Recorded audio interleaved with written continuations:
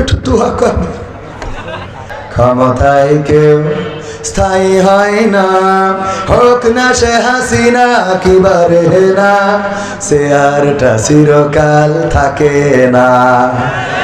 ক্ষমতায় কেউ স্থায়ী হয় না, মুজিবুর বেশি দিন থাকেনি, জিয়াউর কেউ তো রাখেনি, ঠিক না বেঠে? মুজিবুর বেশি দিন থাকেনি, জিয়াউর কেউ তো রাখেনি। এরশাদ চলে গেছে পৃথিবী ছেড়ে, এরশাদ চলে গেছে পৃথিবী ছেড়ে, কেউ আজ তার কথা কয় না। পছন্দ হলো না কথা? বলেন বাবারে, আওয়াজ না বেরোলে আমার বেরোবে না, কিন্তু আপনাদের আওয়াজ বেরোচ্ছে না কেন? ক্ষমতায় কেউ স্থায়ী হয় না, হোক না সে হাসিনা কিবারে না, সে আরটা চিরকাল থাকে না। ক্ষমতায় কেউ স্থায়ী হয় না, হাসিনা ক্ষমতা ধরে রাখতে আয়না ঘর বানিয়েছিল, জনগণের রোশানলে দাদার দেশে পালিয়ে গেল। হাসিনা ক্ষমতা ধরে রাখতে আয়না ঘর বানিয়েছিল, জনগণের রোশানলে দাদার দেশে পালিয়ে গেল।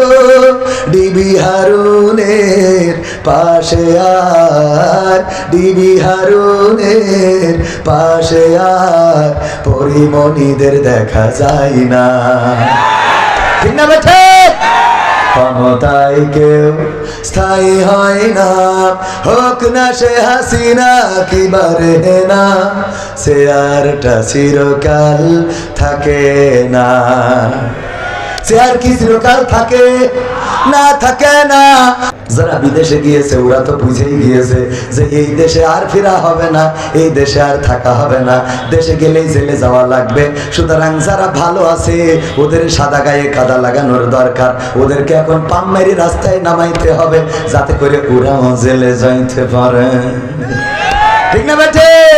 কারণ তুমি এত বড় নেতা বললে যে পালাবো না, বলে তুমি চলে গেলে, আর এখন কাউ লিফলেট নিয়ে রাস্তায় থাকতে আমার পাগল পাইছাও, কথা কয় না? এত পাগল আমি হইনি। তুমি রাস্তায় সামনে এসে নেতৃত্ব দাও, আমি তোমার পিছনে জয় বাংলা বলি কিনা দেখো, কথা কয় না? আর নেতৃত্ব সামনে না দিয়ে কোনো পাগল যদি রাস্তায় নামে, হয় বুঝতে হবে এটা মেন্টাল, আর তা না হলে বুঝতে হবে এর মা থেকে পা থেকে মাথা পর্যন্ত, মা থেকে পাতা পর্যন্ত না, পা থেকে মাথা পর্যন্ত পুরাটাই শয়তানে গ্রাস করে ফেলেছে। কারণ নিজের ভালো তো পাগলেও বোঝে, কথা কয় না? নিজের ভালো পাগলেও বোঝে না। পাগলের একটা সিড়া টাকা দিয়ে দেখেন দিন নিতে যাবে না, সিড়া টাকা দিয়ে কি করতে? তো তোর হাতে একটা লিফলেট ধরা দিলে তো সিড়া টাকা, কারণ তোর লিডার যারা সব নিরাপদ গন্তব্যে চলে গেছে, কেউ টাকা মেরে গেছে, কেউ বর্ডার পার হয়ে গেছে, আর যে কটা জাতি পারিনি সে কটা তো এখন বলছে। আমার আগে ছিল আমাদের আসাদুল্লাহ গালিব ভাই, তিনি আলোচনা করেছিলেন, চেয়ার যতক্ষণ ছিল পাওয়ারও ছিল, যা মনে চেয়েছে বলেছে।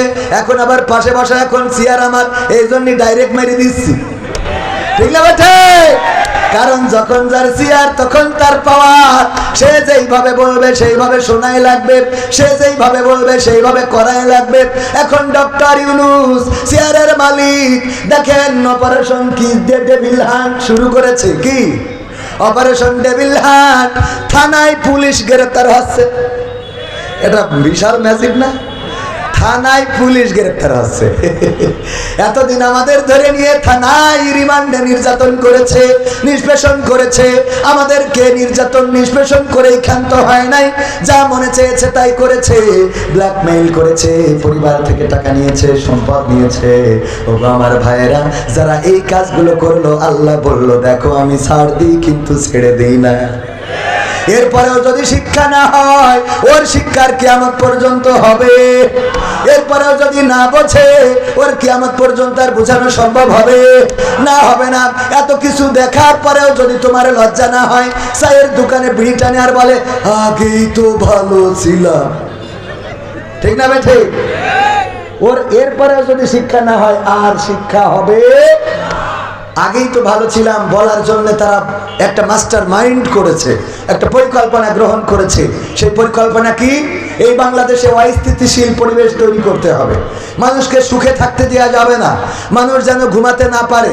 রাতের অন্ধকারে ছিনতাই বাড়িয়ে দিতে হবে, রাস্তায় দাঁড়িয়ে গাড়ি থামিয়ে ছিনতাই করতে হবে, চাঁদাবাজি করতে হবে, এমনকি ধর্ষণ, খুন, গুম, অপহরণ এগুলো বাড়িয়ে দিতে হবে। এই কারণে যে যেন মানুষ বলতে পারে এর থেকে তো আগে ভালো ছিলাম। কথা বোঝেননি?